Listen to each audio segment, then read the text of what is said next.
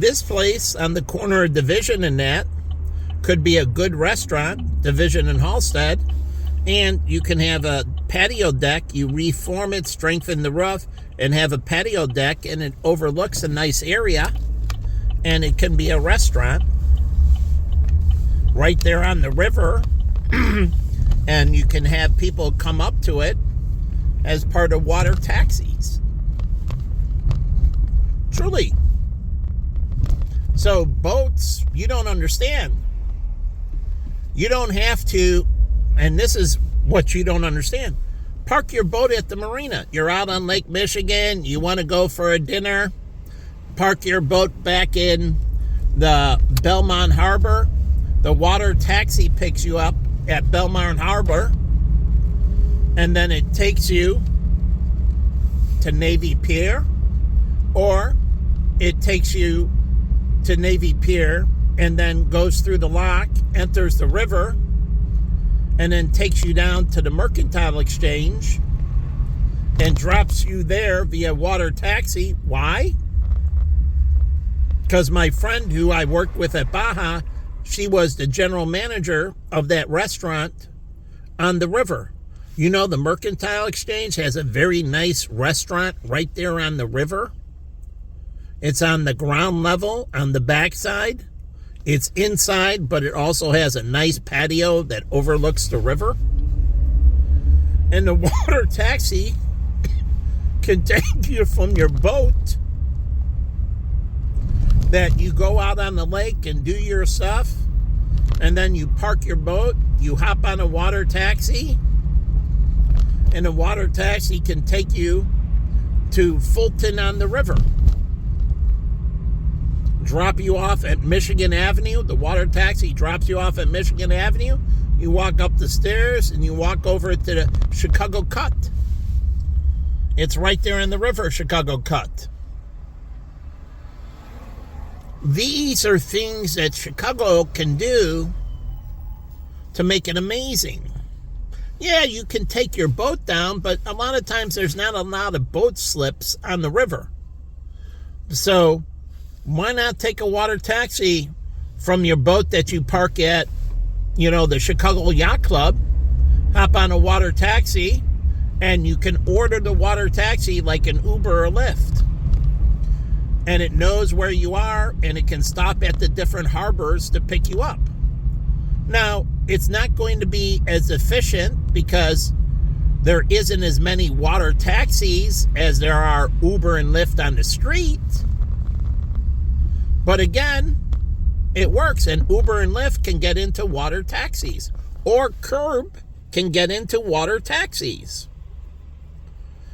Or they can use all three services.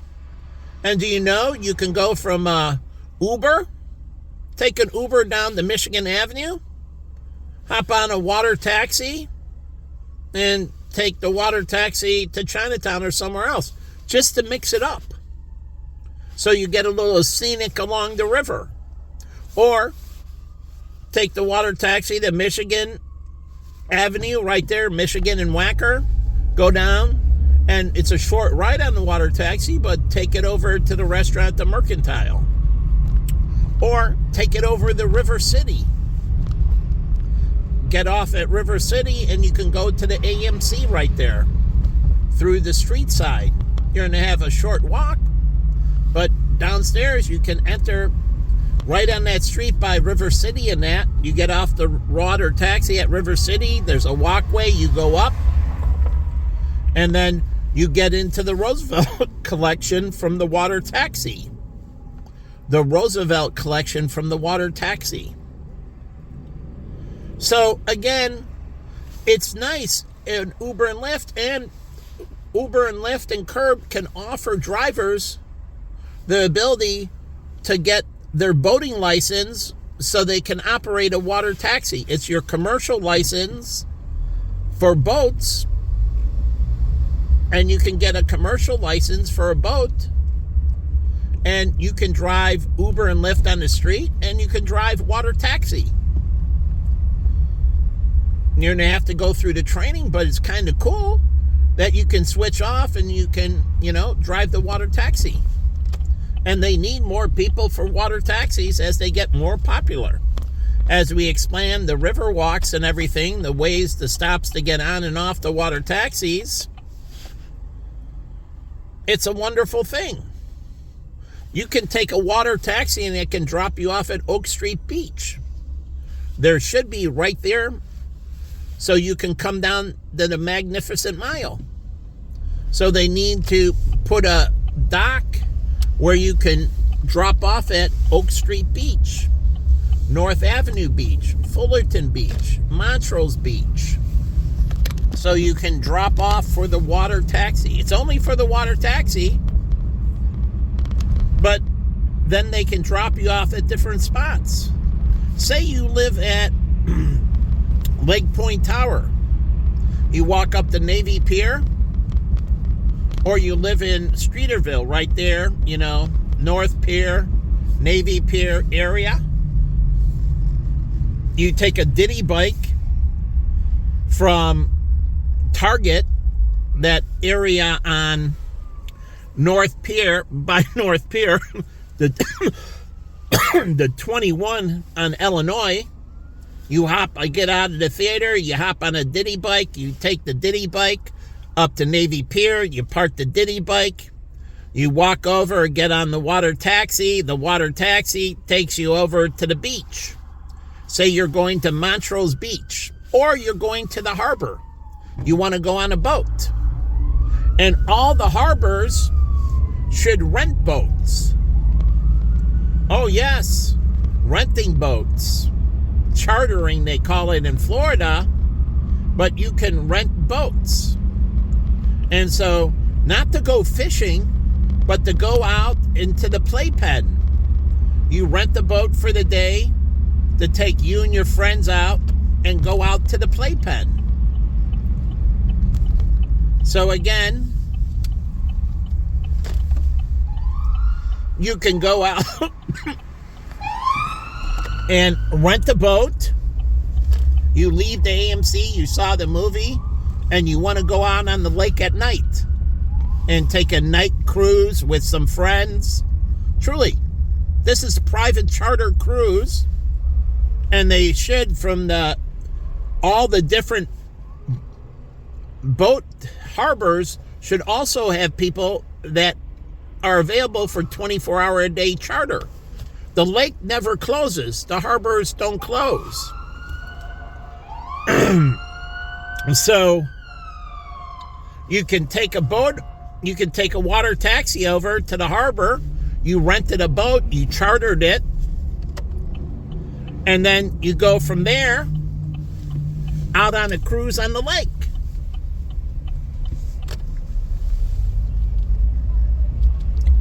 This makes Chicago unbelievable if you want to make it a great lake.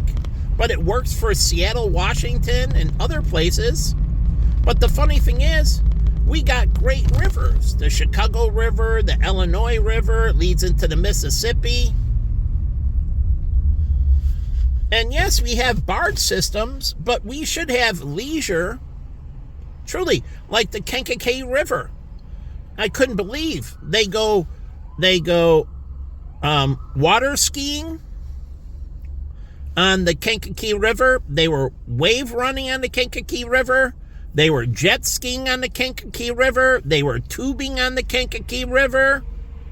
They were hanging out and, sunbathing on the boat on the Kankakee River. So you say it's not here. This is my friend Colby's.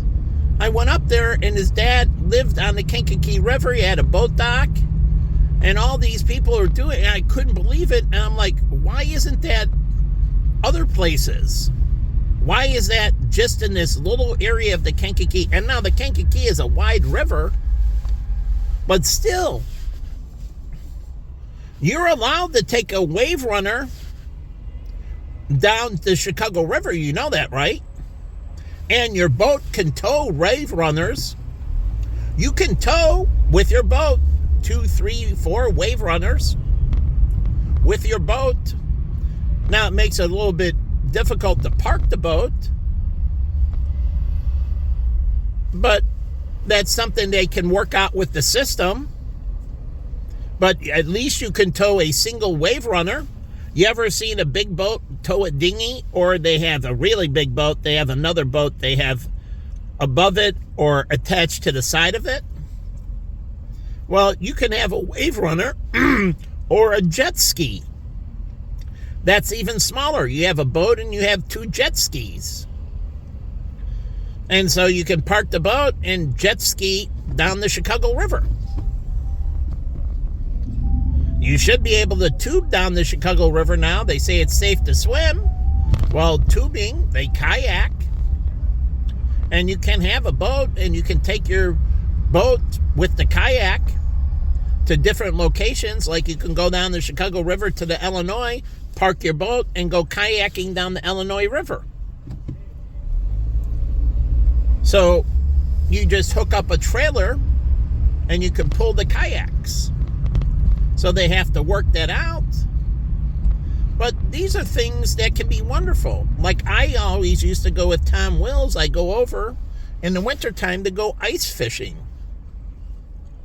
And we would sit there and ice fish. And yeah, we caught some small fish. He didn't put the hole in the right place. But it was just good bonding with him.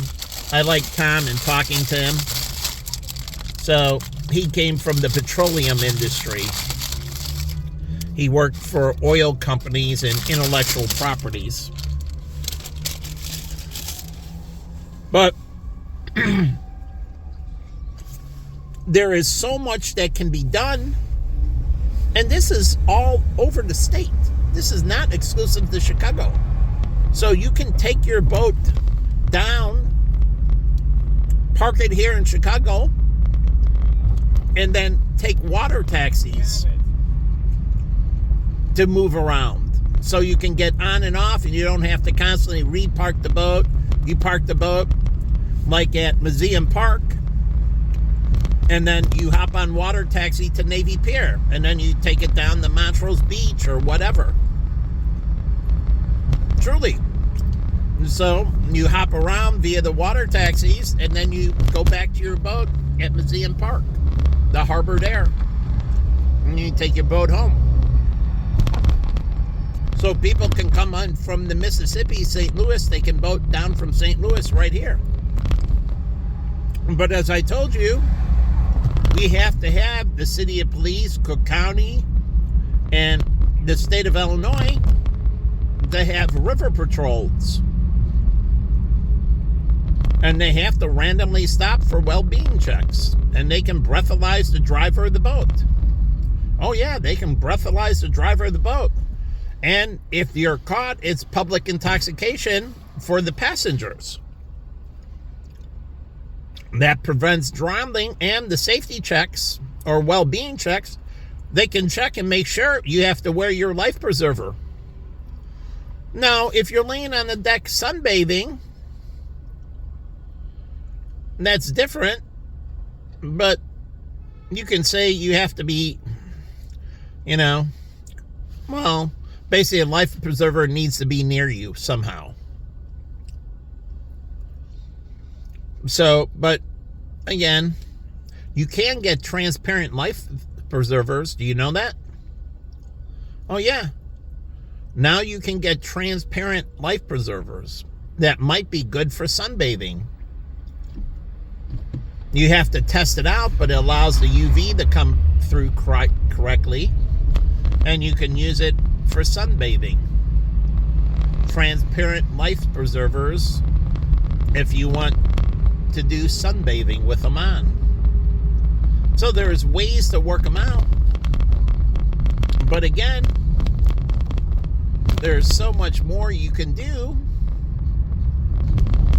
Like here's a Coca-Cola sign. Well, if people are active, we didn't worry about diabetes before. And Coca-Cola was selling tons of soda, but the thing that killed the soda market and all that was obesity. All the manual labor went away, and all the office jobs came, and then Coca-Cola was now a health threat. But before, it wasn't a health threat because people were active. When you make everybody sedentary, truly, even any food can be, you eat too much of any food, and it can be a health threat.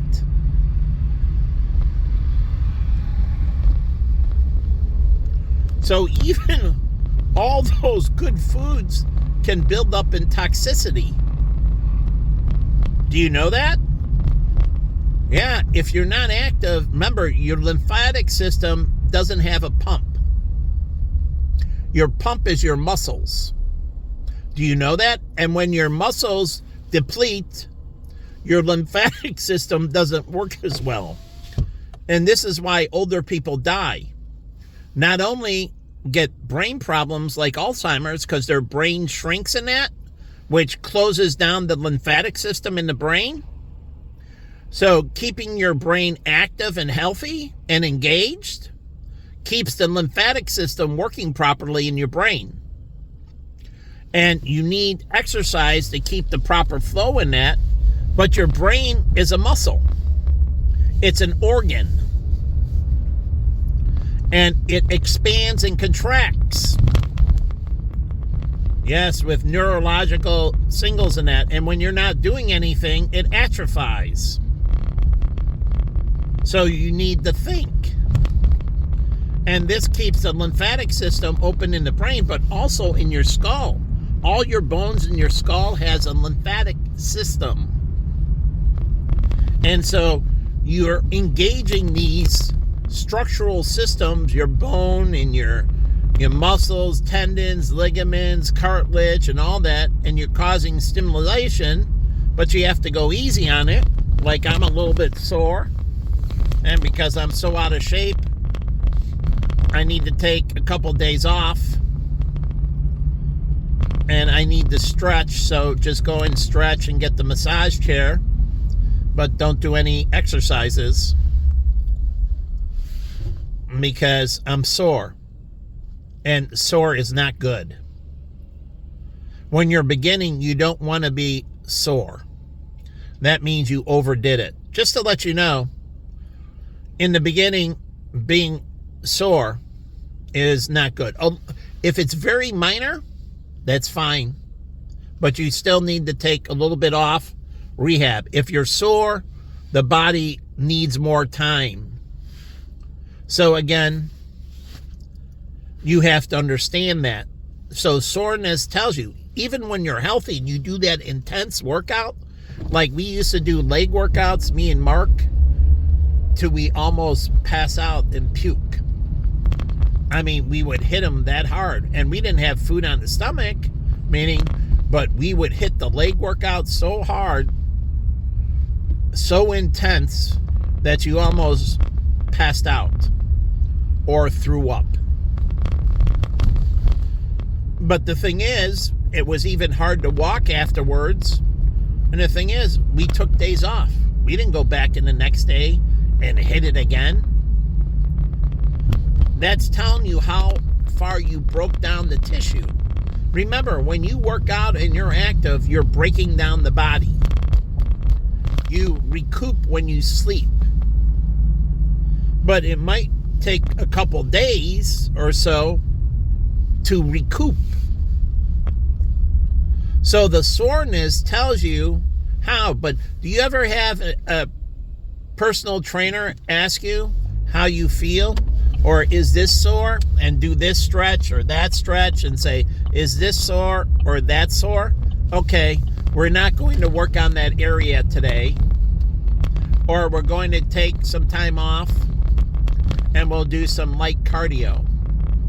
We want to get the lymphatic system going to help the cleansing, but we don't want to stress, so we're going to do some very light cardio. So you can go in for some stretching, massage, and light cardio. But again, and it's auto PHONGY, I think. But it's self. It's about self-renewing, flushing out the dead cells and getting the new ones in. but you need to do this. And so this is what sedentary people, like smart people, they don't understand this. If they sit there all day, the people in the wheelchair and they're not activating their lymphatic system, they're going to die. Because the only way you get it active is with motion. And so those electric wheelchairs, truly, you need motion. Like Stephen Hawkins, he would have been better if somebody was working his lymphatic system. Like I told you, even if you're paraplegic or quadriplegic, you need to move the limbs, and they can use pressure bladders as they move, but they need to engage movement in the limbs with some type of contraction, and that's where the electronics come in, contracting the muscles. But you need to put them on, and it moves the legs. You strap them in, and the machine turns the legs, but they also have electronics, little electrodes that do the contraction in that, and it's tied into the pace of the movement. And so when they're going back and forth, the paraplegic or quadriplegic, they're exercising. Like the machine I sit down on, I do the legs and that, but the machine is moving it. They're not moving it. And the electrodes are just contracting and releasing the muscle based on the pace of the machine. So it can engage the lymphatic system and drain them of toxicity. This is why Stephen Hawkins and them, and it was horrible for his brain, but to thank God he engaged it. He did. He thought a lot and everything, and it causes the brain to drain of toxicity. They don't do this and think about this in mental health places, engaging the brain to move the toxicity, and somebody on psychotics and that will overdo it and have adverse reactions because they're not cleansing it. The excess that doesn't get into the cells builds up in the lymphatic system and starts poisoning them. So they have to get them engaged, both mentally and physically, or the body will toxify. So you can't just lay in the bed. Even coma patients, they have to get up, even if they're still in a coma, and they have to move in. This is why people don't come out of the coma. They're not cleansing the body because the lymphatic system isn't engaged, because the muscles isn't engaged, and you're feeding them in that, and they might digest the poop.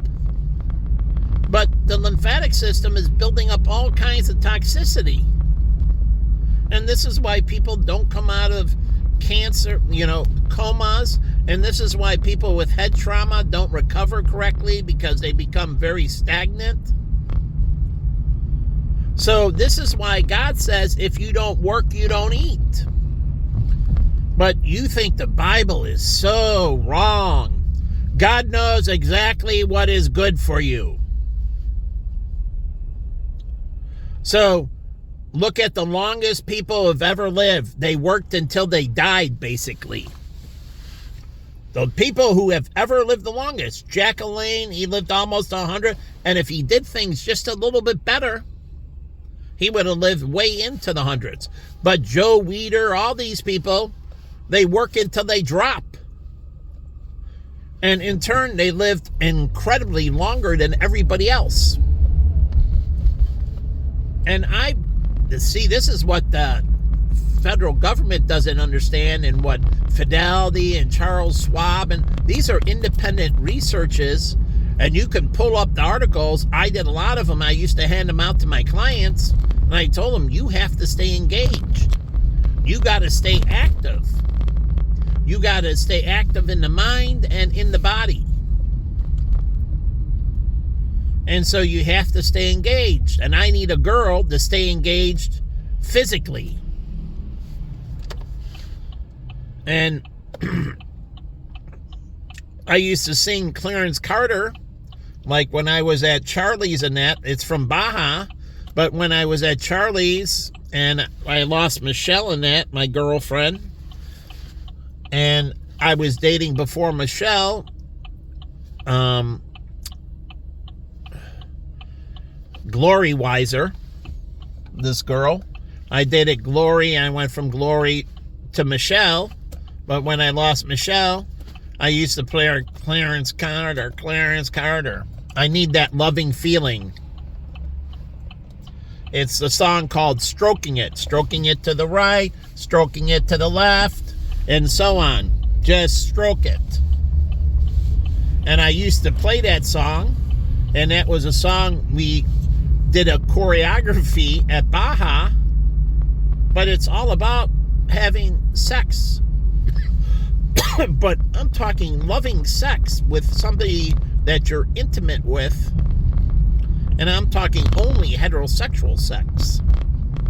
And I play that song and say, I need sexual healing.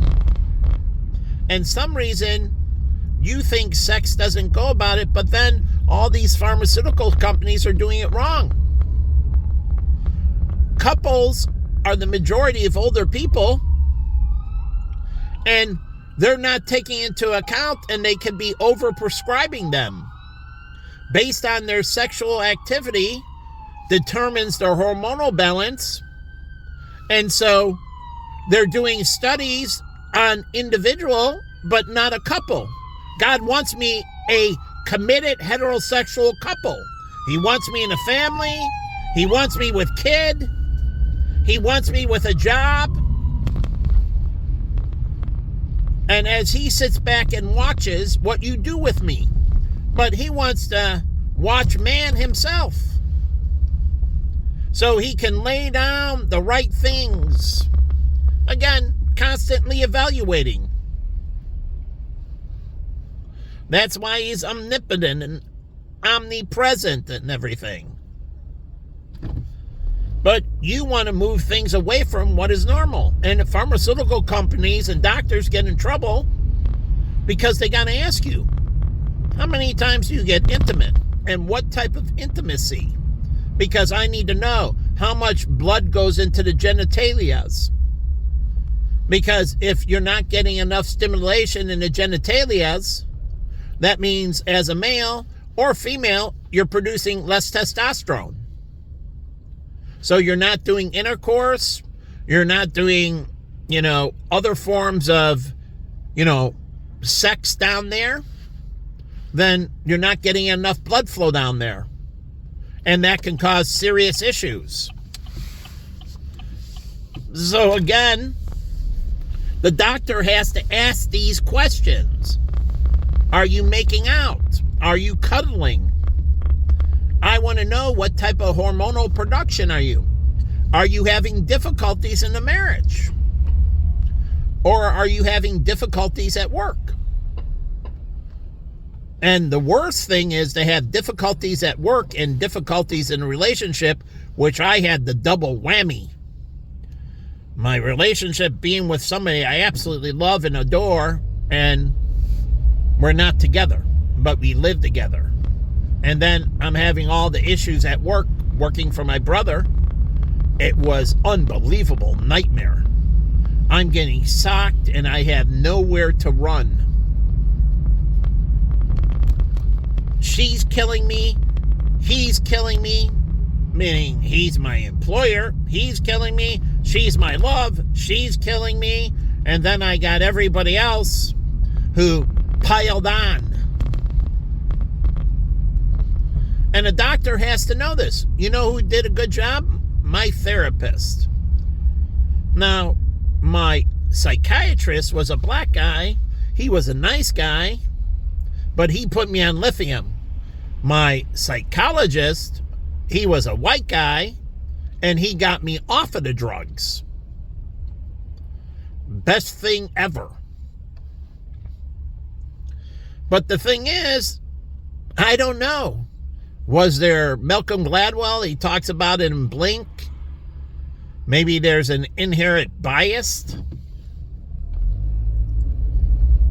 But, black people, and David and my partner always come up with racism And that creates an inherent bias in black people, where white people have been shamed so greatly for so long, and that's what they don't understand. Minorities have no idea.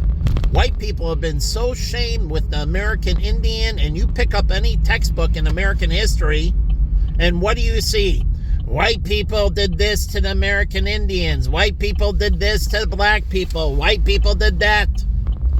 White people have been shamed so greatly from generation to generation, the white supremacy, truly, that it's built up this thing in the subconscious that, as my friend said, and she was from South Africa, white guilt. White people feel guilty, where minorities, they built up hate. That's why 44.2% of black people truly attack white people. Not white people attacking black people ever.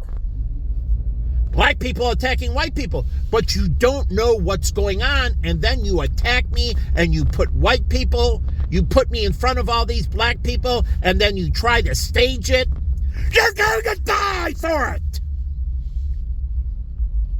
You have no fucking idea what the fuck you're doing. And God said, if any scientist, any government, anyone experiments on me in any way, shape, or form, they all fucking die. He will slaughter them all. Everybody that supported it burns. You stay the fuck away from me. I am a no fuck with zone. Like the kid walking out of the movie theater, not yielding his shoulder. Do you know what my friends would have done to him? Like my friend Matt King, he's an Asian kid. He saw that white kid not yielding his shoulder and moving as I did to grant him space. He would have kicked the fucking shit out of him. Instantly. Because they believe I deserve the greatest of respect. And if somebody shows me a ill will, and that's why I wanted to move to Saudi Arabia, and that, you're done. They would off you. So when they're doing all these things on racism, and my partner David, he understood this. The lack of assimilation. He didn't blame white people for anything. Truly, he talked about World War II and his parents were in the encampment and that. Yes. But he also talked about, and both his kids married white people. His daughter married a white guy, his son married a white girl. He also talked about how white people have been unbelievably shamed, unbelievably, for setting up the internment camps and everything else. Unbelievably shamed in all the books, all the things. And he believed that was payback.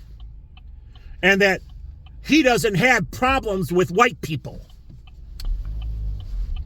But I have problems with all the minorities. Only certain minorities I don't have problems with.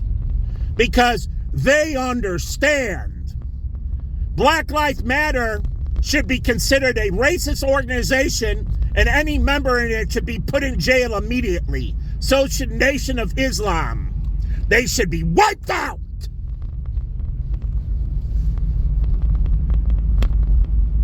Just as they did to the Aryan Nation and the skinheads and neo-Nazis and white supremacists. What is Nation of Islam? A black supremacist organization. What is Black Lives Matter? It really is a black supremacist organization. But the thing is, you don't understand what's going on. And then they go to school and they see in their textbooks, white people slavery, white people did this evil, white people did that. And I'm on the other side receiving all that. And since I've been a small child, then I hear from Arabs, kill the great Satan, white people here, white people here. And I watch them chopping off the freaking heads.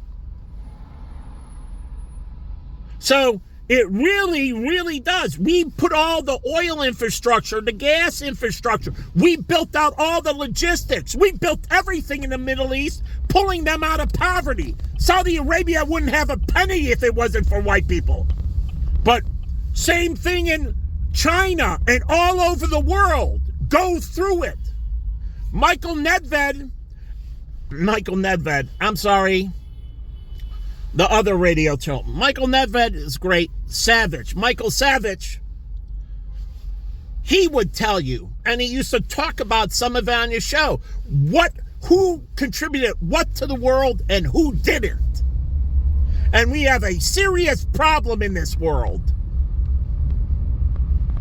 And these people grow up thinking, oh, white people did this to me. White people did this. You know, I have Sikh friends that constantly preach to me that Hindus did this to them. Hindus did this slaughter. And the Sikh I work with, he in particular said he hated the Prime Minister of India, Modi. He was responsible for this atrocity and that atrocity of the Sikh people. So it's interesting. So you pick up any textbook in this and read it from a white guy's eye. Slavery, Native Americans, all this stuff, the internment camps and all that. And me, I have nothing to do with it. But I grow up with great shame. And so you get groups that want to push back. They're like me. I don't have anything to do with it. I didn't do any of that. But you're blaming me. White privilege, white that, this and that. And they're always the victim.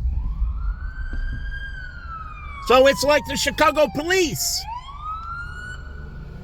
They constantly got charged on the South Side with racism. They called them, they wanted them there, and then they sue them for racism.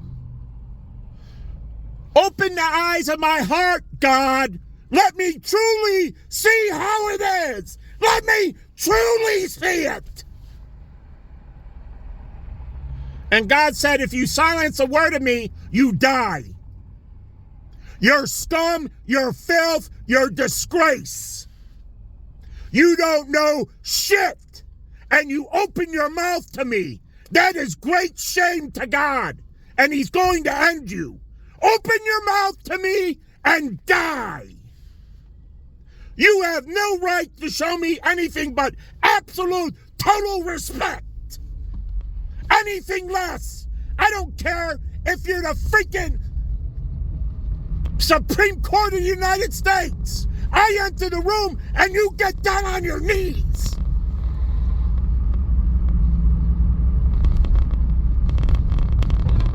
But you don't know how it truly is.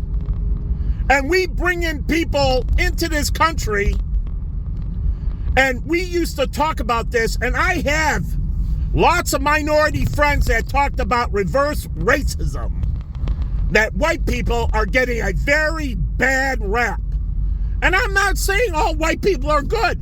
Make no mistake about this. But I'm telling you right now, there would be a really different opinion in white people. A lot of them, what you call hate crimes, they're doing, like in LA, black people constantly threaten to burn down the city like the LA riots if OJ got convicted. And who was the judge? A Japanese guy. And Judge Ito actually liked him. I think he did a very good job. Truly, I have praise for Judge Ito. But there should have been a change of jurisdiction. Once black people threatened to burn down the city, number one, they moved the trial. Number two, it can't be aired. Number three, the verdict is sealed for a period of time called a cooling down period. But as they said afterwards, and I read all the things, The jury even admitted they were scared about retaliation. The jury was scared that black people, they see all the jurors, and that black people might take retaliation on them. Do you know a Pfizer court, when they put it together, everybody on it, you don't see them. The people that are involved don't see who's on the Pfizer court. It's sealed. Why? To protect them from retaliation. To protect them from getting retaliated against. So they seal it. And so you can go on and be honest, and you're a lot of times the Pfizer courts with very powerful people, like say the President of the United States, and they don't want retaliation on those individuals. So they lock them out. And they can't know, but they do make a judgment. But now, just like they've done with pedophiles, that the people who testify against, the pedophile has no right to see them. And they keep them out of the courtroom and they video them in. This is to prevent any potential, because they can become eligible for parole. And that matters. When somebody can become eligible for parole, you always have to worry about backside retaliation. Because once they get out, and this is where I think they should hook up polygraphs with the virtual headsets, because they use them for video gaming, but now they can use them to check people before they leave. And truly, and they need to have trip-up questions, so they can't disguise their motives, practice. But again, anytime, and this is every country in the world, when you put people away and they get out, and we have a history of retaliation, that you can't have people retaliating. You know what I respected my mother and sister? They might have argued, but my mother sued my sister. And that lawsuit cost the sale of our house. We had to sell the house to get her money. And it was by Marvin's friend, Mickey's friend, who was a lawyer, who Marvin was cheating on with the lawyer's wife. Not Mickey cheating on him, but Marvin was going through a midlife crisis. That's when you figure out that you're going to die. Midlife crisis is all about worrying about dying. Men don't worry about dying when they're younger, but when they get older, they start thinking about mortality, and it scares them unbelievably. And they start acting out. Women don't tend to have this great motivation as much. They have midlife crises through menopause and that. But again, they do act out somewhat, but not as much as men. But women, if you get married, you have to understand that men, truly, if you married in your 20s and that, midlife crises come later, and you and your husband have to plan for menopause and the midlife crisis. And that should be counseling in church, or if you want private counseling, if you don't want to do it at church, but they should do seminars at church. They can offer them at Oakland Community College and that, if you don't want to do it at a church and you want to do it in more educational. This is adult education, preparing for menopause. And you go and take a class on it. The Red Cross or others can offer it. But it's also preparing men for midlife crisis. There's different stages, and this is what you can use 529s for in that. Adult education. But we need to solve the problem. And they don't understand this on their side. It's a two-way street. And we have to understand that. There's massive atrocities from Native Americans. They scalped and killed so many people in their houses and wagon trains that were doing nothing to them. And they did lots of injustices. So they're not free of injustice. Make no mistake about it.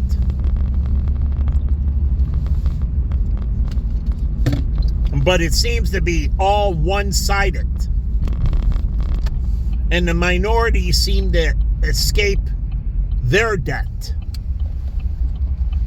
So we need to have textbooks that are fair and balanced, that tell the truth about slavery and unemployed whites and how it built up resentment and everything else, and how leadership, which was white people, made the mistake. They should have never brought in slaves, and how all those field hands became unemployed, and then they didn't go to school, and the blacks that lived in were the house blacks, they got educations along with the whites. And the blacks that were slaves, they got housing, food, shelter, medication. And so this usually has a very good. But you have to understand this, and whites, they're starving to death, and then Lincoln gets killed and never got to rebuild. But Grant told Lincoln, and it's true, he went scorched earth on the South. He destroyed towns, he destroyed plantations, he broke their ability to feed themselves, to provide for themselves housing, to provide for themselves medical care and everything else. He destroyed everything on the South, scorched earth. And when Lincoln was killed, he didn't do the rebuild. And the president that stepped in for him, and I forget who, they didn't do the rebuilding of the South. So you had the Appalachians and all these, truly. And that led to the KKK. Because there was no rebuilding. Unlike what we did in Japan and Germany in World War II, we learned from World War I that we have to rebuild and get those societies back on their feet as fast as possible. But the funny thing is, we didn't do that in Iraq. And what happened? We got ISIS and Al-Qaeda and many others. What did we do in Afghanistan after the Russians pulled out? We could have went in and built things, but we didn't do that. And we got the Taliban and everything. This is what the IMF is for, what the World Bank is for. And why do we give to it so largely? We do. And they're supposed to go in, and this is where the United Nations Security Council, they bring in Afghanistan, it should be peacekeepers there right now. A multi-nation force in Syria, Iraq, Afghanistan, rebuilding it, and if need be, Iran. When the government goes out, the peacekeepers have to go in, creating stability. They have to also go in and run all the administration. Now, the one thing you don't know, but ISIS, when it was running things in Iraq and Syria a little bit, they tried to keep the payments going out for pensions and other government services. Yeah, they tried to keep them. What do you think the Germans did to VC governments in Morocco, in France, and other places? Because you couldn't shut down the administrative services of the government. So they brought in VC governments. And these governments were elected, and they ran, and they were there to keep all the standard services up. ISIS tried that a little bit. I read the article. And why? Because they didn't want the people to fully revolt. So they had to keep some sense of normalcy. Even they weren't that dumb. But we don't go in and we don't do rebuilding. It's just like on the South Side. Mayor Daley rebuilt this Central Station, but we didn't do any rebuilding down south. We tore down the Robert Taylor. We tore down Cabrini Green. And we didn't rebuild and create revitalization. I'm going to go down to the black neighborhood. But what are we doing to further revitalize southward? Now, they have to be on board. But the whole point is, if you want to stop this, you take people off the street through opportunity. Yes, I believe in law enforcement, but the best way, people get out when they go to jail, right? They need something to come back to when they get out of jail. And to stop retaliation is give them a better promise of the future if they follow the rules. That's another way to prevent retaliation, is give them a hope of rebuilding. What have you done with me? You've kept me out. And in the first breakdown, after I had it, I started trying to rebuild right away. And by 2009, I was back in financial services. I had my property casualty. I got my real estate license for the second time, my mortgage license for the first time. And then I got many others. And then I started adding all kinds of designations by 2011, the CFP and the certification by 2012 from the University of Chicago and many others. So again, these kids, they have no idea what they're talking about. And the shit you've done to me with minorities, he's going to slaughter you. They have no idea what they're doing. And as God says, they're just morons. And if they talk back to you, he duly notes and is going to end them. They think they're winning. I keep on telling you, you're losing, and he's going to end them. He has a zero tolerance when it comes to me. He doesn't care, like those two white guys at Starbucks. He's going to kill them.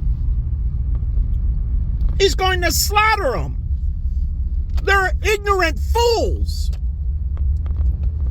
One thing about Stranger Things, they learned that we're playing with this matter they had no idea about, and it destroyed everything and almost ended the world. And then the end of it is basically the thing is to make sure it never happens again. But that was the warning in 2016. I was just supposed to get more glorified. But you decided to do the opposite. Now, we coming down here to Chinatown, you do the Lunar New Year's, right? Well, I would love to go to a party in Chinatown for New Year's. They're American, right? They're American Chinese. So they celebrate New Year's here. Now, they celebrate their heritage with the Lunar New Year, which I've done at Mingham multiple times, and that being part of the Chinatown Chamber of Commerce, being part of CASTLE, the Chinese American Service League. And if a black guy has a gun and threatens me with it, he should be ground to death like the tree shredder. So you should really put the fear of God. Maybe kill him through acid bath. They said in Ghana, they'll stone him to death. And they said, don't worry, anyone to mess with you, and they all know, and no one wants to be stoned to death. So no one will mess with you. They fear you. And that's coming from that. I walked to the mall in Ghana, in a Tibabu, and it was like parting the Red Sea. I walked to the internet cafe, the super, all by myself. Other people did it. And I had these conversations with them.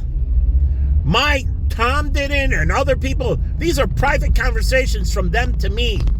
Why? Because they thought I was awesome. And they told me that numerous times. How hard I worked and how much I was trying to do for them. Not the other people in the group, me. And they said, if anyone messes with you, they understand it's the death penalty. I go into town and I go into the market all by myself, and people moved away from me. Like parting the Red Sea. And if I approached them, they talked to me. But if I didn't, they stayed away from me.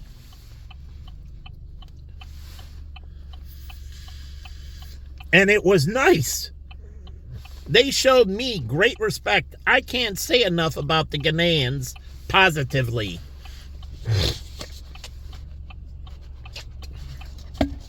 So these people, you go like the transgender net, you have no idea how screwed up they are. You get other points of view through studying and everything else. You don't need to screw up your genetics. And as I showed you, all transgender die much earlier and have all kinds of cognitive illnesses. But they can go that way, but they're truly screwed. But wouldn't it be nice to come down here? They have a whole New Year's party. They close off the streets in Chinatown, both old and new, and you move through, and it's a pass. Yeah, wristband. Like Billy Deck, and I give him one. At the water tower, they had the food court, and all the merchants stayed open, and then they brought in porta bars because they didn't have bars. So really, they didn't really have any designated. So they brought in DJs, they created a dance floor, they brought in, stuff for New Year's, the hats and everything else. And I'll give them. That was, whoever he worked with was a good thing at Water Tower. And so it was a food court at Water Tower. You could have done this at Northbrook Court, food court. Any mall in the United States. You bring in the porta bar company, and they have the liquor license, and they're responsible. You have the mall security there, and then you have wristbands, and you can go by Sbarro's Pizza, and you have different levels that give you access to level 1, that gives you access to, and each band can tell. So your access to one slice of pizza, one drink, and so on from Sbarro's, and you have the basic, like we have well, call, premium, and super premium. Like the super premium's unlimited. You can go to any place and have as much food. And what do? They track you by scanning the band, and it sees what places you ate at, and then it gives the merchants that you ate at those places their money. And if you didn't eat there, they just get the basic money, whatever, for participating. So each merchant gets a base level of revenue share. And to incentivize them to do the best possible, to really put work into it, to try to get the most people to get their stuff. And Lakeside Bank can be part of this, sponsoring it. It's sponsored by Lakeside Bank. The girl is supposed to be running this bank right now. Her father and all the traders are here from the exchanges. Not trader of a country, but trading, stocks, bonds, options, and so on. Like Pete and Nick, the two brothers. And both of them got male pattern baldness. But they're great guys, Pete and Nick. But they can do this here. You block off the streets, you have the bands, you bring in the porta bar, and you can go into each of the Chinese restaurants, and they have stuff in the center mall, but you can go in and get different food so you can move around from place to place. And it tells you through Open Table what places like Shy Cafe there's available. So you pick your places, and it lets you know when your seats are available. And the app changes when you're at one place, it pushes you down the line into other place. You don't get taken off waiting for it, but it knows you're at the other place, and you can ask for an extension. Meaning, you can ask when you're at a place and you don't want to leave, you can put in a request for an extension, and if there's a slot, it says yes, or it says no, you cannot extend. Other party will be waiting. You have to exit table at planned time. So you get like half an hour, 15 minutes, say it's in 15 minutes, half an hour, 45 minutes, or 1 hour maximum booking. And then they know that you're going to be there. And so everybody at all the places, you get the champagne and the things before the New Year's Eve. And they have the screens in the center. And you have one big New Year's Eve party in Chinatown. Truly. And if you want, you can separate the mall and have Old Chinatown do one. And the Chinatown Mall, it's not new Chinatown, but it is newer than Old Chinatown. But you can have one where it's the Old Chinatown and then Chinatown Mall. And you can buy a hopper pass and move between the two, or you're just booked for Old Chinatown, or you're just booked for the Chinatown Mall. I mean, truly. And they have to figure out how to include these streets. But again, you have the pass and everything. And so they would have to close off the streets, and that includes the sidewalks. And only if you're a resident in the area. So if you have a resident, you can come in, but you can only go to your residence. But again, you have to show your ID. But you don't have a band, so none of the restaurants will take you. And you have, like we had at Singapore, through Google Play and that, we had proprietary apps. You know, you can do that for events. You create an app just for that event, and once the event's over, you take the app down. Truly. So at Singapore, because all the phones became locked, we had to go through the Google and Apple Play Store, or Apple, whatever called, Apple Tune Store, whatever it was. Anyways, you got to go through Microsoft, Google, and that, and the app is there, and it's only for the event, like our pack, and it's up there, and then it's taken down eventually. They take it down like 6 months later because there's stuff stored and you can move it off. But it's only for that event, and people at the event have access to that app. And so they can book and reserve and everything else, and it goes with the banding system. So you don't want to have to do the phone, and the band can now be Bluetooth linked to the phone. The band can be Bluetooth linked to the phone. So you can integrate the band with the phone. And if you have a smartwatch, you can use that instead of the band. You upload it in the phone, the app, and then you have to sync it up with your smartwatch, and it will create a QR code on your smartwatch. And you just scan with your smartwatch. Truly, they can create on the screen, because smartwatches have this connection, and you just have the QR code and you just scan it, or it can be a barcode or whatever. But you can do this and have this at Chinatown. And so they can do that for the Lunar New Year's in Chinatown too. I'm a big fan of Chinatown. I wish it would clean up and everything. Salt in the air. But I get ticked. And I don't like threatening people. But I think it is due time that people get threatened. And I mean truly threatened.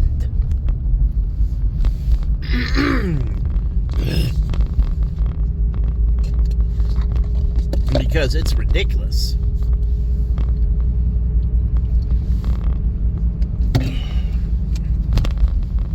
It's like shaking somebody's hand and you extend it out. When somebody moves their shoulder, it's the same thing. And you bow to them, they bow to you. And it's called respect. You put out your hand to shake, they put their hand back. Unless they tell you before that, I'm germophobic, and then you can fist bump sometimes. Truly, even germaphobes will do the fist bump. Or you can bump elbows with clothing. Truly, you can do the elbow bump. So, or you can bow like the Asians do. So, again, so down here, we can really move this, and then you can do the same thing in Greektown. I went to Greektown for New Year's Eve, but just one location. But let's go up to Halstead, and let's go up to Greektown, and you can do Greektown the same way. And then there's, on Devon or whatever, there's the little village can do theirs and so on. And so you can create these areas that these restaurants traditionally would be locked out of New Year's Eve celebration. And you can move them in. So the little village can do theirs. And Devon has their like little India or whatever. And so you can add them in and really make Chicago a more inclusive thing. And you can do block parties, as Chicago's famous for block parties in the summer, but you can do block parties for New Year's Eve. And you would move between houses. It's cold outside, but you would have block party and people would participate, the host, and you can move between the houses. It's a potluck, the block party is. And so each house will have certain drinks and certain types of food, and you put it together, and you can have block parties. And remember, you can do this in buildings. You can have a single floor, and that floor can have a block party. Like we lived on the 8th floor in our building with Jennifer Kim, and I would have had a block party for our floor. And so getting the people that live next to us and across from us, the Indian girl, and they can do the block party. So, again, you can do that on floors of buildings. But people are going to choose how much they want to do in and how much they want to do out. So it's not like it's not, but also you don't have to drink and drive. And you're right there. And so, again, I don't understand this. You think that homeless people, which are black, how do you think that looks to the Chinese population? And how do you think that looks to tourists that come in and out? That they see all these black bums living there, loitering and anything else before. I'm telling you, they had some pretty harsh words for them. That where, as I said, where is the black community? But they didn't like it. It's ridiculous. So, how do you think that's an impression on all the Chinese and Asians? Let's say Asians that go into Chinatown, like all my Korean friends and that, and they see all the black bums there. You think that's a positive PR for the black community? That people are going to think well of them? That somehow the black bum brings some fondness? They think, wow, black people, As far as I know, they think bum, they think scum. Tom Mitchell and the guy started it. He owns Patron. He's a billionaire. He was homeless at one time, but as he said, he got off the street. He didn't want to be, a bum anymore. So these people, like Seal, he was homeless. He got off the street. These people became highly motivated. Truly, they didn't want that way of life anymore. So, the guy, Gene, whatever, he said that he used to get knocked down 10 times, and he said you have to be this way in business, and he said you have to be willing to get back up with more energy and zesto. So take every negative, figure out why and ask them, why are you turning me down? And take it and learn from it. And each experience that you learn from, take that as a positive that you're going to do better the next time. So don't take it as a negative, take it as a positive learning experience that's going to further you. Like each time police run into a situation, they're learning. And they're supposed to digest it and learn from it. And the next time it happens, be able to handle it much more. And if there's a new wrinkle, they note it. And they figure out what obstacles and how they're going to tackle it better next time. So they get better and better as they are on the job longer. They get seasoned. They become true professionals because they take the experiences and learn from it. And that's what their commander is supposed to be doing. And testing them, taking all the police reports, looking over all the incidents. And it's supposed to say the good, the bad, and the ugly had happened. And then, so, Officer whatever, Sanchez, as I see, I think he's Latin, you had blank, blank, blank, and you've had these situations, and you had these outcomes, and I want to know from you how you're going to do things better moving forward. What have you put in place? Tell me, what have you learned? And from that, how are you adapting to move forward with more efficiency at your position, being better at what you do, growing. Just like a cab driver, when he picks up people. Hey, are you from out of town? Yeah. Or from whatever, I can't do an Australian accent. Oh, really? Australia's great. I've read some good things about it. Never been there myself.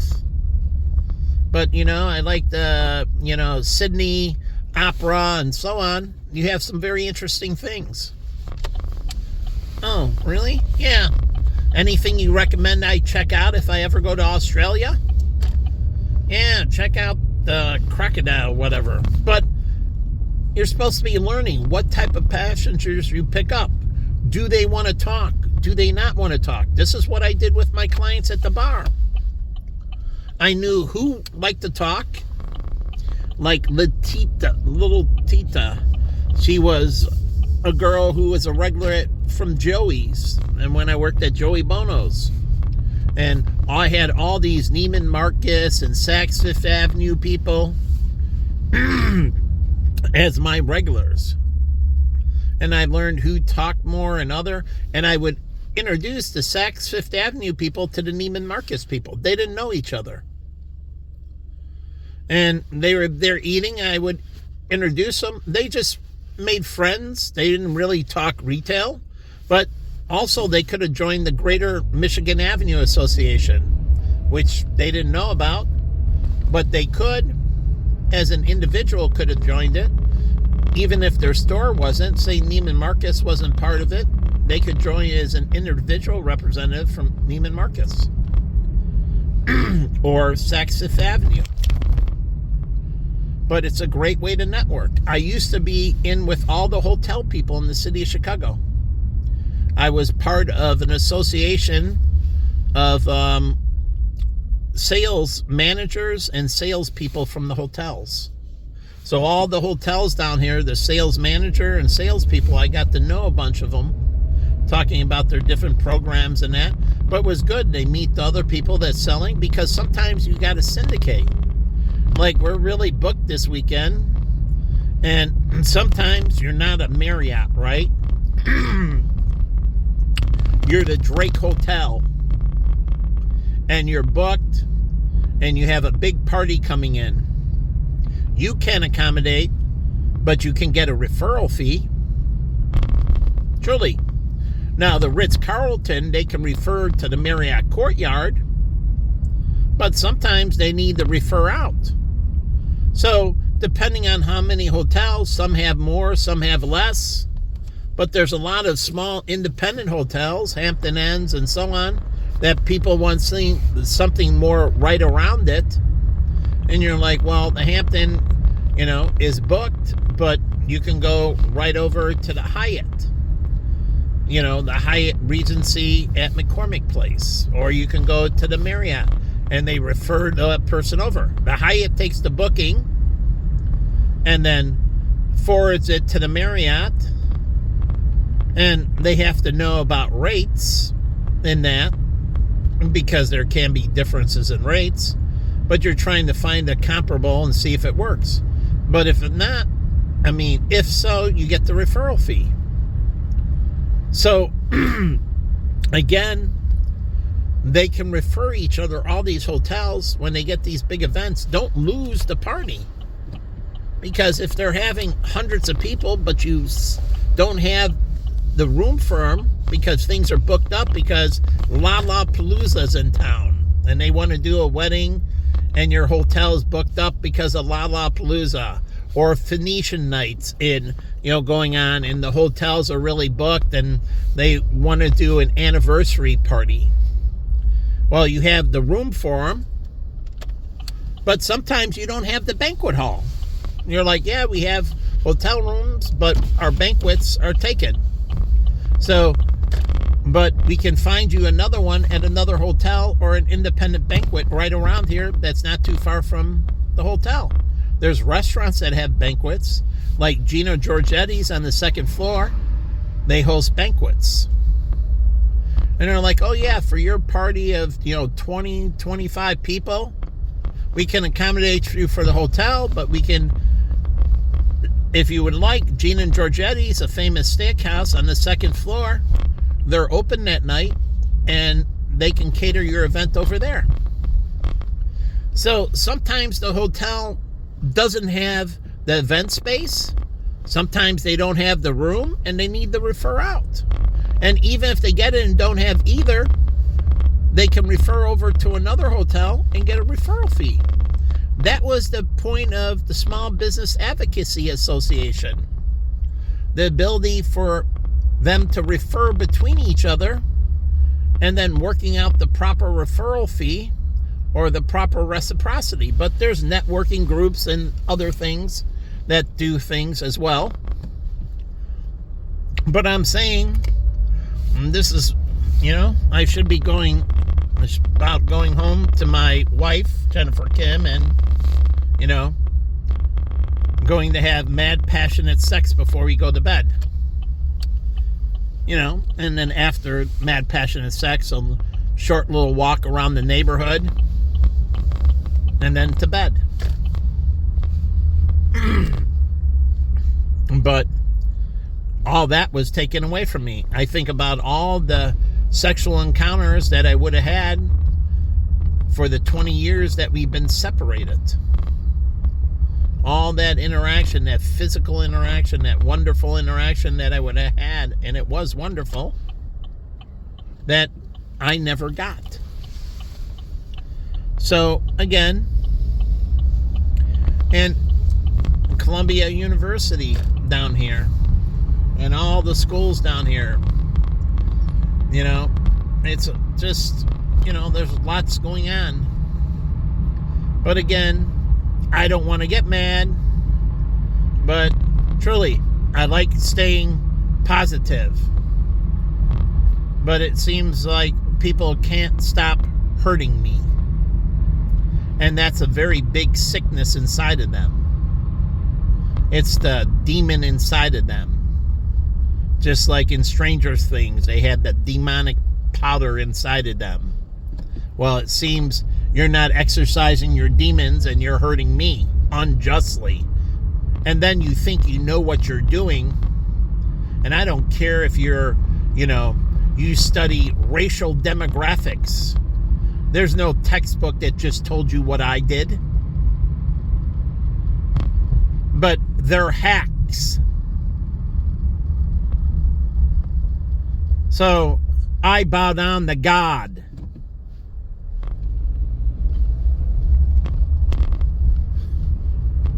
And for a reason. I'm a moron. He isn't. So you keep on thinking you got one up on me, and it isn't true, and then you run these imbeciles off of me, and you infuriate me, and I'm sick and tired of you and your imbeciles. You're satanic, demonic people. You're going to pay with eternal damnation. I am a no F with zone. And it doesn't matter if it's the federal government, the state, county, or local, or the United Nations.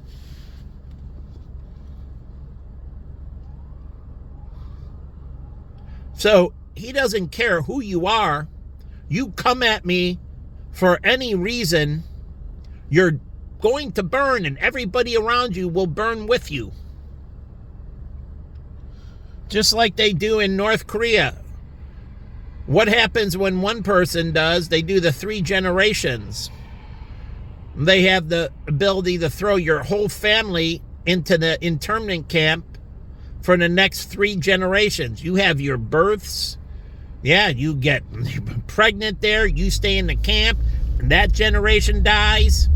And then the next generation comes up. They're born there. They're raised there. And the point is, it's for responsibility of family, restraining their family members. So if one violates, they all go. It was very effective, as the CIA and everybody found out. They called it the Hermit Kingdom because no one talked. Because you mean my kids are going to be in that camp growing old and dying, and my grandkids are going to be in the camp? Yep, they're all going to be there. And they're like, okay, I'm good.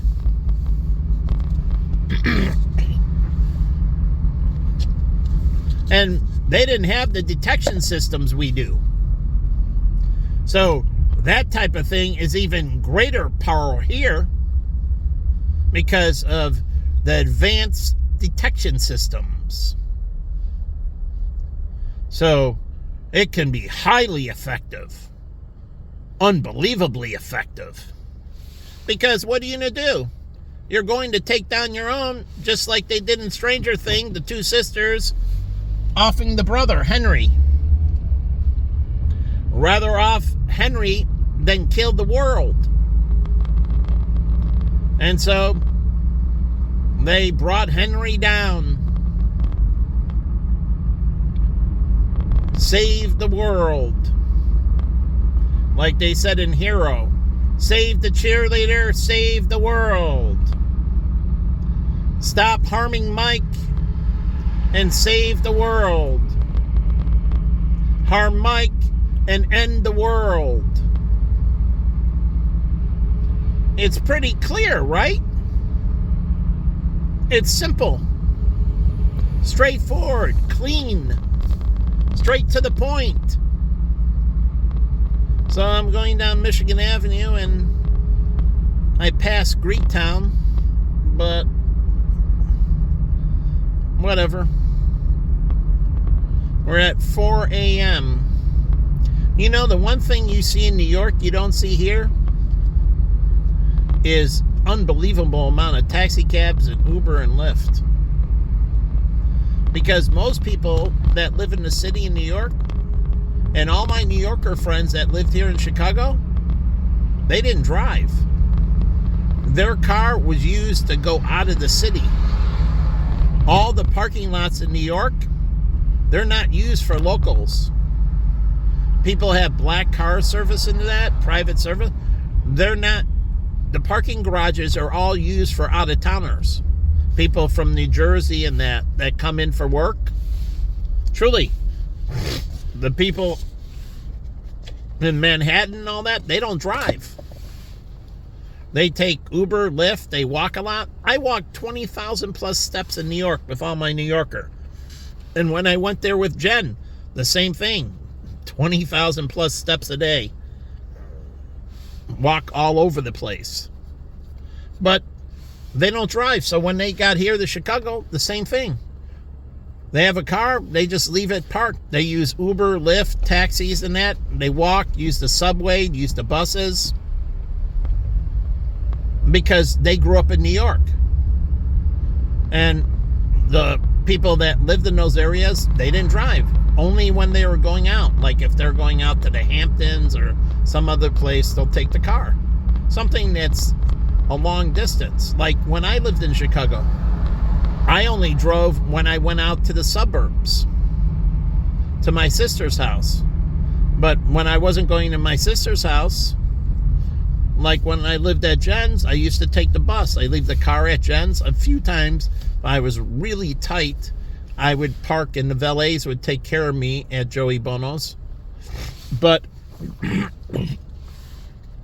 excuse me, I didn't drive. I took the Michigan Avenue bus, and it goes right by my house and drops me off on Indiana. And I pick it up on Indiana, and it goes down Michigan, drop me off on Superior. And so, I didn't drive. There's no reason. I walked a lot around the city, too. Again, leaving my car at home. I didn't drive. I only drive so much because I don't live in the city. But city people really shouldn't be driving a lot. Most of the people should be out of, and this takes away congestion. But New Yorkers, they didn't have to do it because of the government made it. They just did it because it was convenient. Mad about you. The taxi driver, left or right, because, you know, it's one-way streets, a lot of them in New York. And they ask you, left side, right side, right side. Because lots of one-way streets. And so they want to know, the cabbie wants to know, are you want to be dropped off on the left side of the street or the right side? If you don't know, you tell them, I don't know. Is it on the left side or the right side? You tell me. But on the other side, he wants to know, what do you want to be dropped off, on the right side or the left side? But they have a lot of one-way streets. In two-way traffic here in Chicago, like on Michigan Avenue, there's only the right side. There is no dropping off on the left. But if you see old New Yorker things, you'll see walls of cabs, like Urban Cowboy and the cab driver cutting through the scene. Or they did the movie Taxi Cab, or what's it, Taxi Driver, or whatever, with Pacino. But it's about a cab driver in New York City. It's because they had so many cabs and people just didn't drive. They left their cars. And the people that came in, the cars on the street, were people that didn't live in that area. And they used the parking garages. So people that live on the outsides of the city, those are the ones that drive. But not always. They take the train and bus and everything. But again, the people that live in these heart, they didn't drive. Like my ex, Jennifer. She walked to work from her place because her work was on Monroe and, I forget, say, Monroe and Wabash, I think it is. But anyways, or, yeah, something like that. But she walked to work and walked back. Sometimes I would drive her and drop her off in front and pick her up sometimes. But most of the time, she just walked to work. Truly. She walked to work, even in the wintertime. She didn't drive. She just walked to work. She'd get her exercise, her steps in, walking to work and walking back from work. She never gained weight, and she didn't lose weight.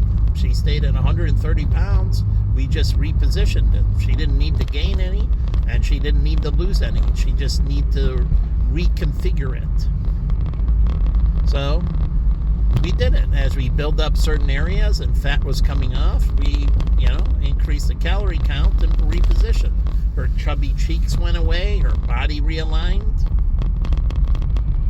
And so, but she stayed 130 pounds the whole time we were together.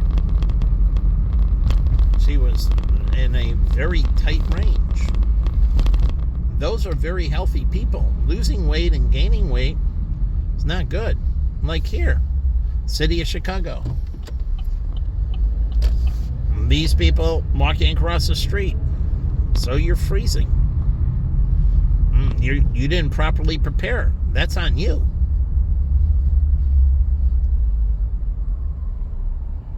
You learn, frostbite's a good thing. It makes you think next time I'll bring my hat, my gloves, and everything else.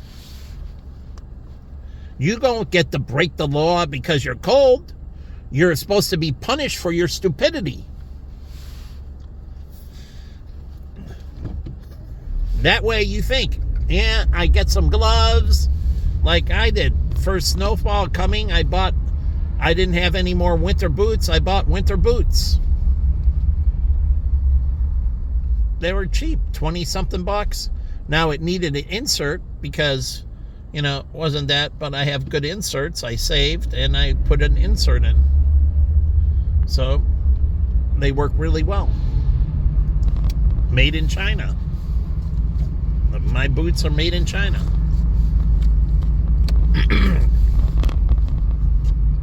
But the thing is, with inserts, it all depends on how much you weigh. Do you understand that?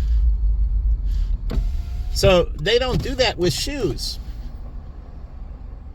But it depends how much you weigh. So what? You're size 11. But if you're size 11, 250 pounds, you need a different insert compared to a size 11, 200 pounds, or size 11, 175 pounds.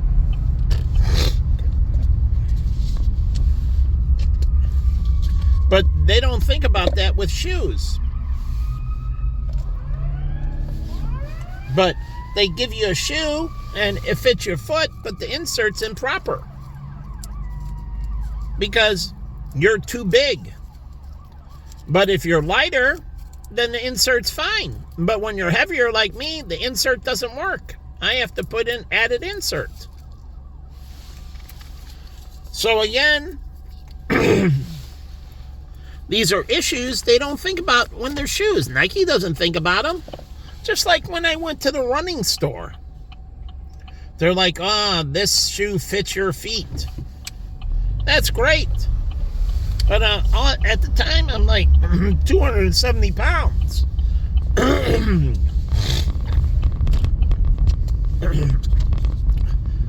Just because the shoe fits my foot doesn't mean it can accommodate my weight well. And so they don't think about that, the shoe salesman. Like Ted Bundy. I love that show. Married with Children. It's very funny. But he's a shoe salesman. So again,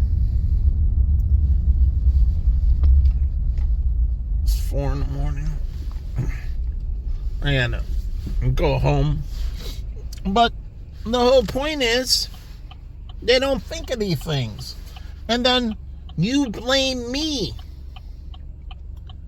I'm not the fool. So stop doing these things to me. My life is supposed to be the most blessed life in the world for a reason. And that's what I was saying out of Stranger Things. all of you are going to live above me and have a better life, and you're not going to have this headache or that headache. I don't need any more headaches. I don't need any more problems. I had enough. I solve things, or my friend says, I have this problem, or my client said, I have this problem, or my client was going to the Philippines, and she had a cardiac condition, and so I said, where are you going in the Philippines? And she said, oh, we're going to go to this community, and they have a mission there, and we're going to go do missionary work. I said, okay. And so I know her cardiac condition and everything else, and I do research. Where's the nearest hospitals? Okay. Do those hospitals have cardiac centers? Okay. Do those hospitals have cardiac centers that specialize in this form of cardiology? And I found out, well, hospitals, but no cardiac specialty like Sherman Hospital in Elgin. They have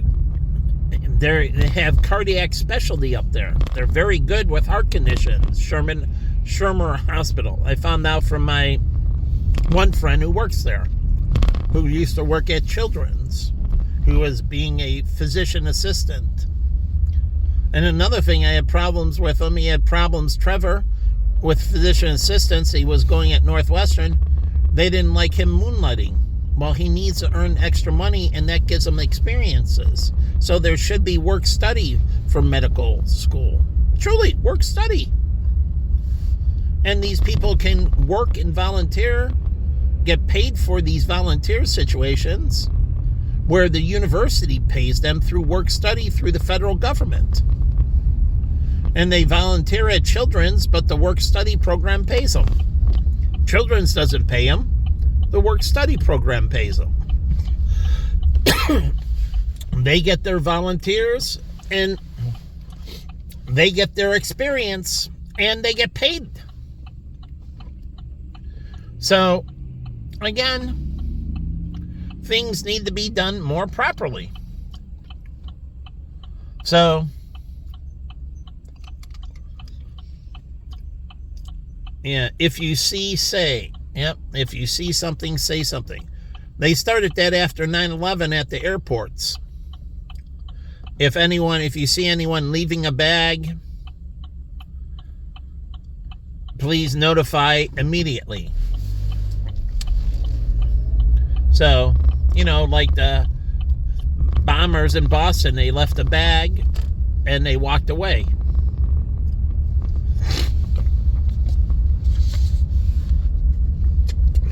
So you should be on 911 call right away. Somebody left a bag right at this container. Some put it down, or I see an unattended bag at this container. So see something, say something. But again,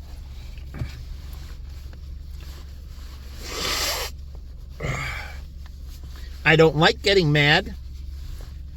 Truly, I grew up with all this negativity, and I really do hate getting mad. I try to settle things peacefully. I hate getting mad. I don't like violence. I do things only out of necessity. Truly, it drains me of all my energy, and I'm 59 almost, and it really zaps me, causing me chronic fatigue. So again, we have to do a better job of doing things. And we need to have textbooks that really are fair and balanced, that tell both sides. And that's what I liked about Nelson Mandela. He got both sides up there telling the truth. And they said there were some pretty horrendous things done on both sides. But the whole point is, neither side lied. And it created a truth, but both sides believed in one man, and that man died early. And that caused serious problems.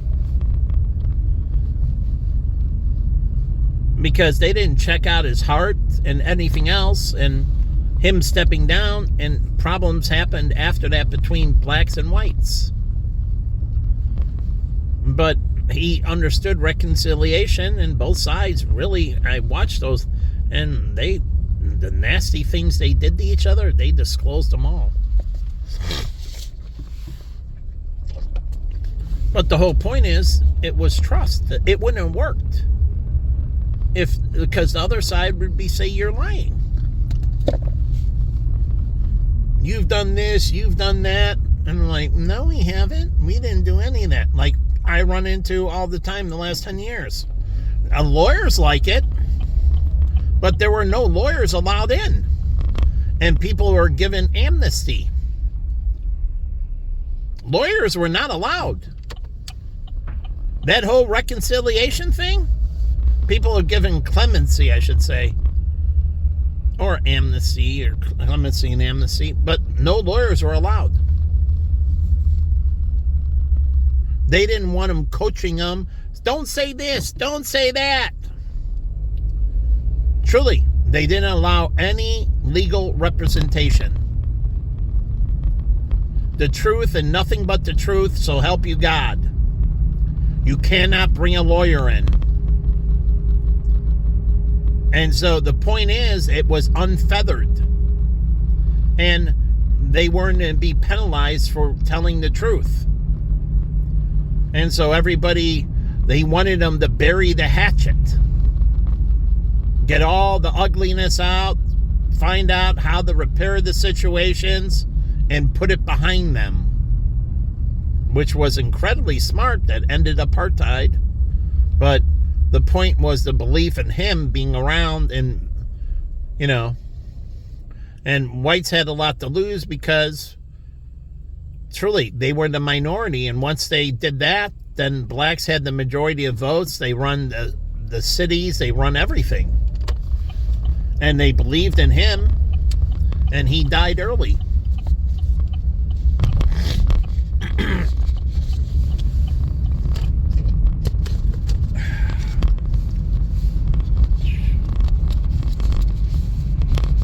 But whatever.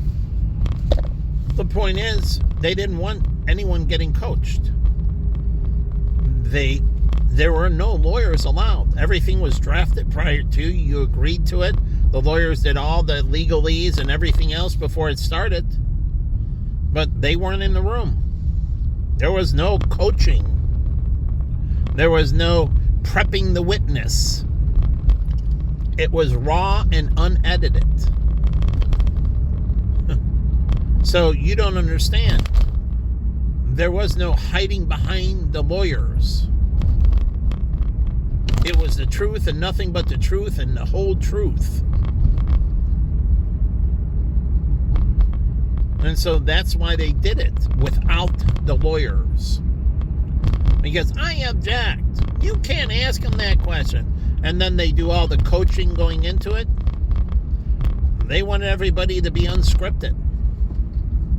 They wanted to get it off their chest, air the truth. Don't feel like, oh, I held back and I couldn't say this and my lawyer told me not to say that or not to say this because I'll upset them and so on.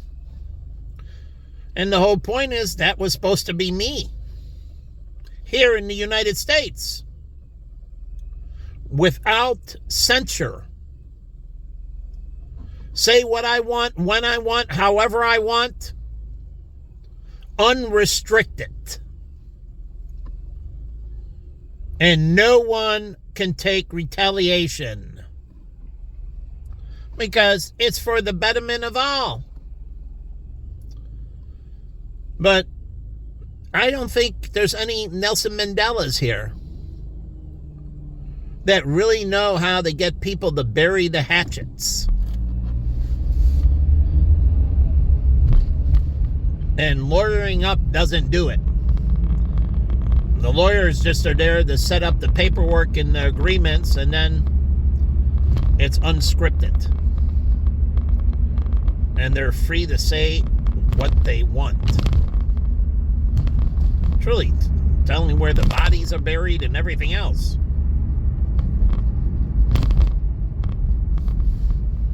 So lots of crimes came up.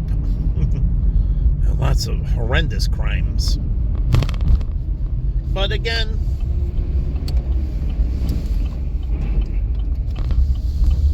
it was uncensored.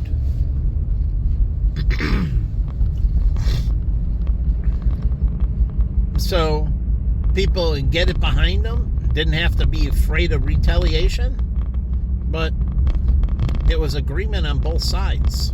What are you going to do with the, Al-Qaeda, the Taliban, and all these when you're in the Middle East and you have these groups that have done horrendous things to each other on both sides, and then you're going to get them together and people aren't going to tell and they're going to hide behind their, legal representation and everything else?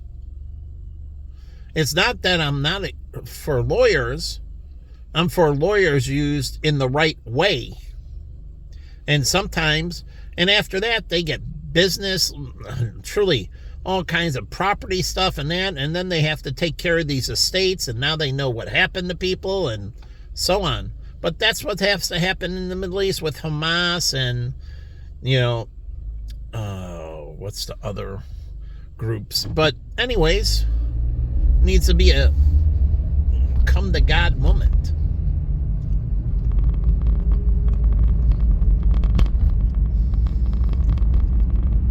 And so people can figure it out and figure out how they're going to move forward from there, how they're going to reconcile and so on and so forth. But those are pretty hard things to swallow. But there's horrendous things on both sides. So it's not like one side was so much better than the other. There were horrendous, just like the Indians and the whites. There were horrendous things on both sides.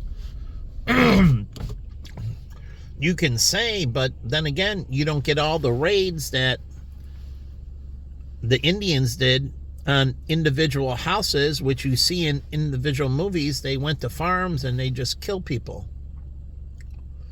And sometimes it happened from whites, but they were more about guerrilla warfare, and the Indians, they did unbelievable guerrilla warfare. Watch The Last of the Mohicans.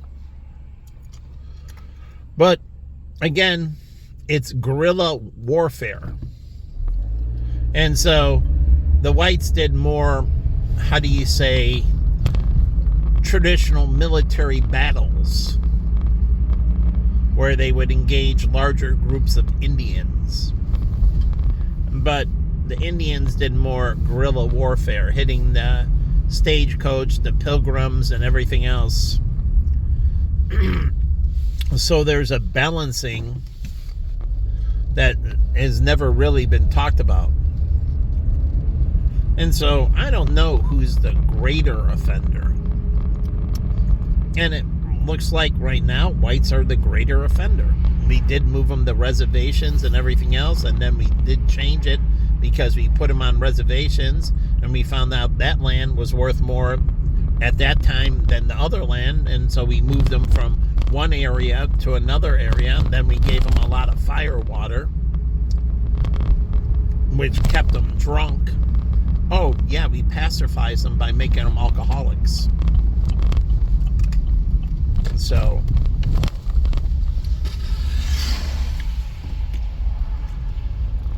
we pacified them. This guy writing.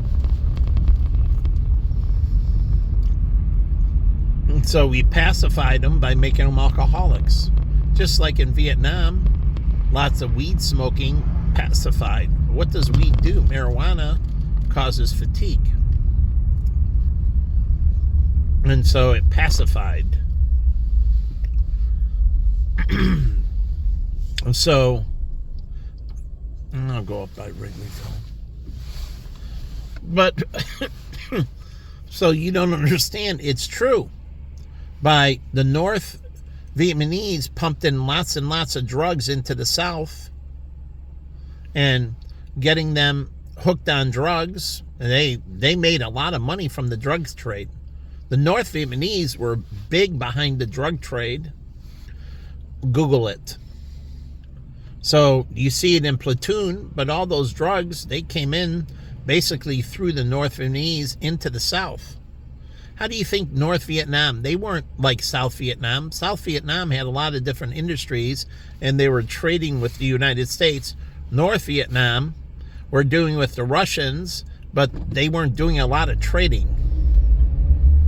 They had Laos and Cambodia and that, but again, they weren't really industrialized in that. And so the illegal drug trade in that is how they made a lot of money. They might have made it through prostitution as well. So, again, they were funding their war effort like ISIS, black market oil. They did a lot of that, and I don't know if they were involved in the poppy trade. But the Taliban was involved in the poppy trade.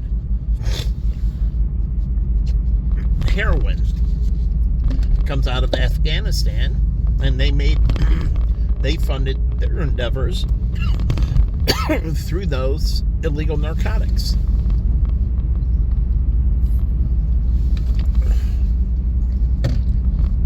So you have to understand the nature of the beast. But I wonder what's going to happen. And like I said, the United Nations should be in there with peacekeepers, and then we should be bringing the World Bank and the International Monetary Fund and other charitable organizations that do infrastructure and all that, all in there to help build out Afghanistan, Syria, Iraq, and to build to a brighter future where people don't want to be terrorists. The only reason we have terrorists here is we bring in people, and we don't bring in people that fit in right. Like it says on here, you can look it up, but it's true that when immigrants feel they're needed and worthy in a society, they tend to have great patriotism, even if they're resident aliens. They tend to feel a very good kinship to the country. And why? The country's being good to them, and they want to be good back to the country. And so they become very, very much good patriots. And it is true. And you can look it up.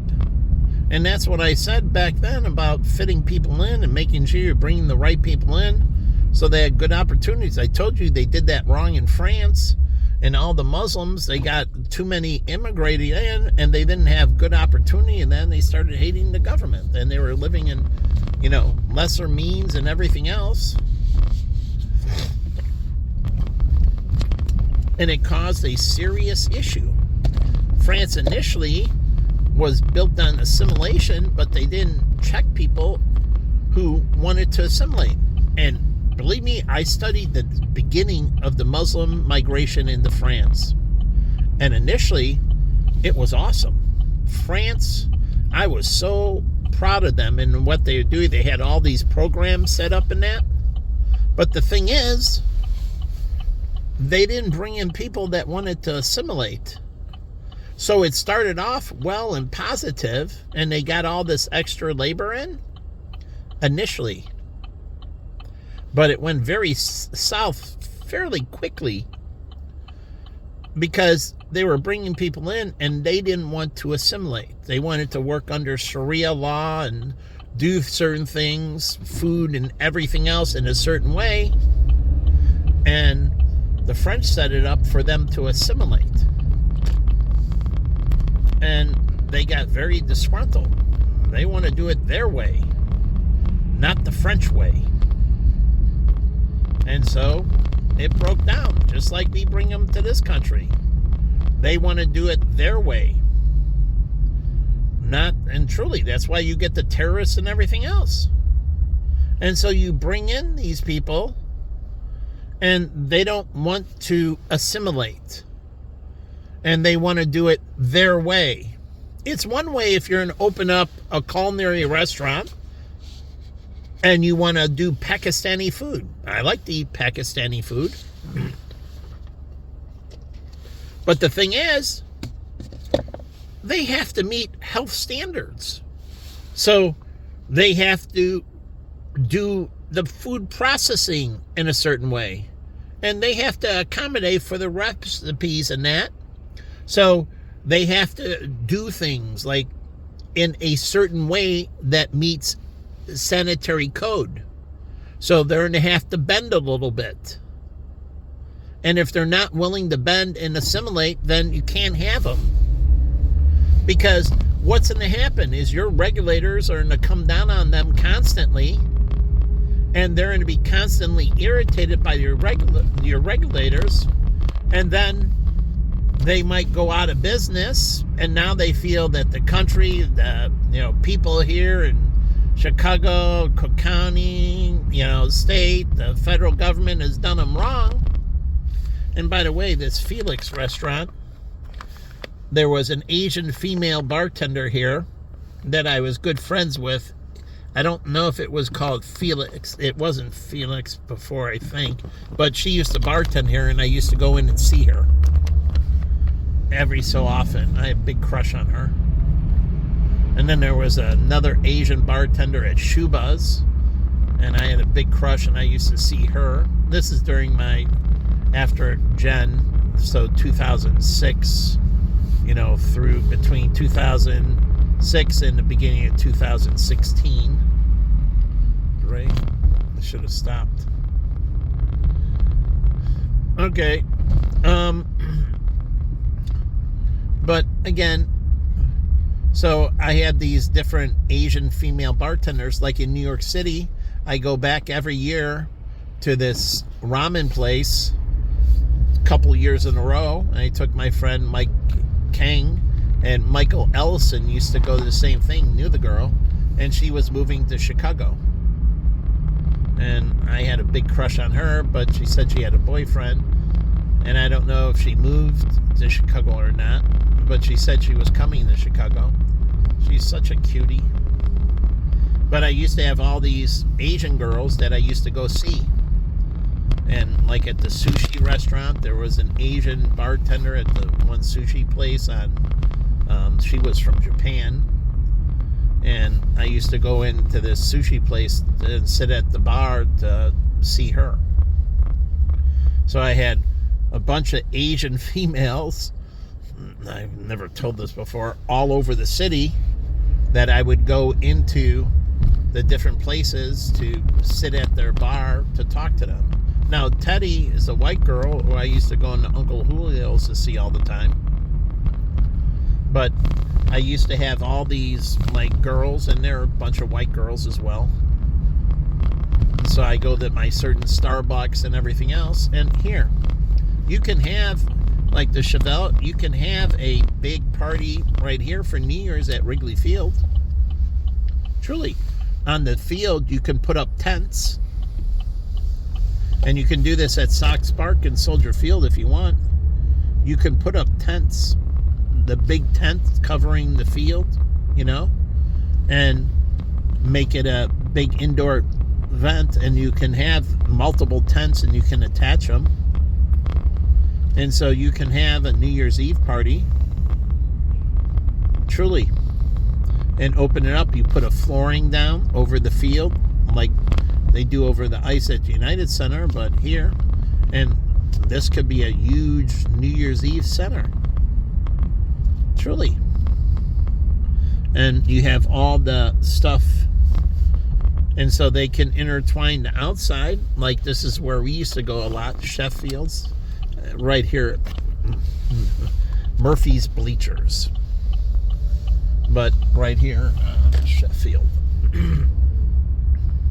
They used to talk about it because the home runs, come over and the one street and then Sheffield. Yeah, Waveland and Sheffield. But this corner over here, my friend Kenny Rosenbach used to manage the sports corner. And you can see it right here. And I'll take this up. But the sports corner. So I used to come in here, and Kenny used to manage at Baja. This is a long time ago. Cute girl jogging. And here, and then my friend Kevin King, he used to manage a place right next to this Wrigley Sports thing. There was a bar right next door. Now it says Felix Golf, but there was a bar right next door. And Kevin, we talked about liquor inventory, and they used to weigh the bottles with a digital scale. So they weigh the bottles at every end of a shift, and they weigh the bottles before the day started, so in case somebody pilfered overnight.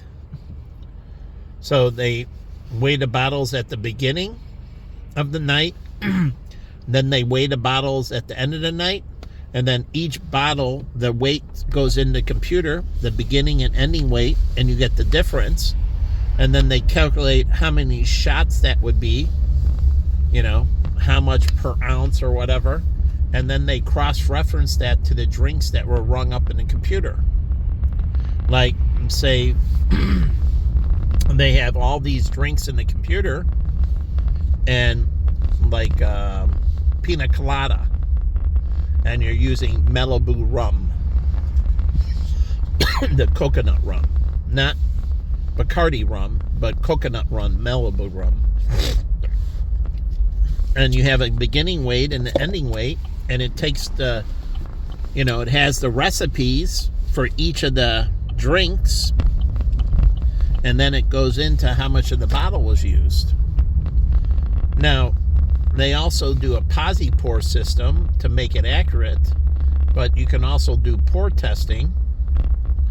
But again, you have to figure out, because if the bartenders are too liberal or too short, the system doesn't work. So the bartenders have to follow the recipe. So they can't be off by much, because you're trying to find theft. But if the bartenders don't pour correctly, and they pour too much or too little, then the system doesn't work.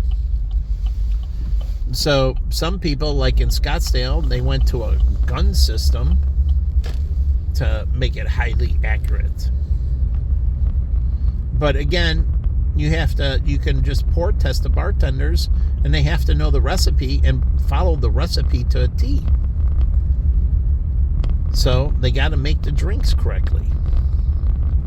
And then the system works. And then you know the beginning and ending and how much. And then you're cross-referencing that.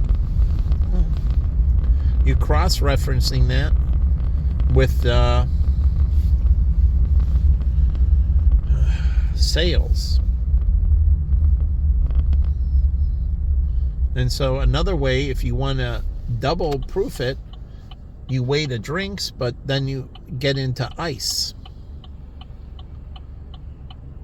So you have to put the ice in the drink, you put the glass down, and it weighs the glass, then you put and you can have right in the service well a scale under the service well. She's doing laps around Wrigley Field. That's kind of cool. This is her jogging path. It's well lit and everything, and so she's really cute. She's doing laps around Wrigley, but you have in the service well where you put the drinks down, it has a scale. And so you put the drink down, and it weighs the glass, and then it weighs the ice, and then it weighs all the mixes going in. And if you want, you can have a sensor on the bottle that when they pick up the wells, it has a magnetic thing. So when it breaks the magnet, it's a mild thing. It breaks it, it knows the bottle's been lifted to be poured, and it sets it back down, and it knows which bottles were touched, and it cross-references with the POS system and the drink recipe, and it tells the bartender, it flags it, wrong, wrong liquor. Or they press the gun and it says, wrong soda. So they messed up the drink. So again, you can come up with these different systems to get them down to prevent pilfering. But again, this is a great place. You could have a great New Year's Eve party, and you can sync up with the metro over here. Truly. And Yahtzee's, the metro, and you can include all these in kind of a outside, inside the stadium event. So, drive-through open. Going to the hot dog place. Okay. And gotta go home. So,